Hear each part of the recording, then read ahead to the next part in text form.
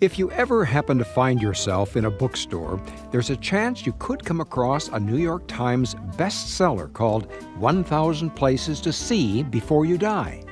It's a who's who of obvious sights and sounds for a bucket list. The Colosseum, the Eiffel Tower, the Grand Canyon, they're all given their obvious due, but lodged inside the category under Midwest, you'll find a few paragraphs dedicated to the Iowa State Fair. In it, we learn that the Iowa State Fair has more than 1 million people attending, with hundreds of thousands of things to do and see. Tens of thousands of ribbons are handed out, including more than 5,000 coveted blue ribbons. There are hundreds of food stands with well over 70 foods on a stick.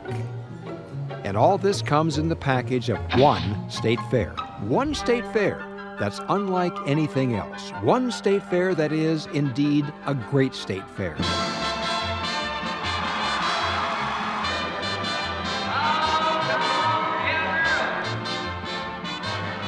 With nearly a third of the state population visiting the state fair each year, journalists, writers, and television networks just know that great stories exist at the Iowa State Fair.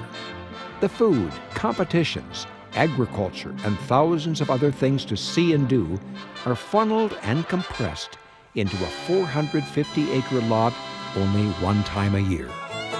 Attracting over 1 million people each year, the Iowa State Fair is one of the largest in the country. The Eating Olympics. Some call it the State Fair. Of course, with the Iowa State Fair, there'll be over 1 million people who come through this. And it was also opening day for the State Fair, where butter is... It's an unequivocal fact that during 11 days of August, all eyes are turned toward the Iowa State Fair. The question is, how did it all start? Fairs began with competitions, and statewide competitions created a premium. Farmers could claim to have the best livestock or the best seed in the state. Iowa, being the promised land of agriculture, it just became a point of fact that the best of the best, the creme de la creme, would come from Iowa. Having the best corn or the best heifer would catapult a farmer into a media spotlight for trade publications and local newspapers. Perhaps no state fair animal has garnered more worldwide attention than a pig named Blue Boy. State Fair, written in 1932 by author and Iowa native Phil Stong, follows the story of the Frake family, who all pin their hopes and aspirations on a trip to the Iowa State Fair.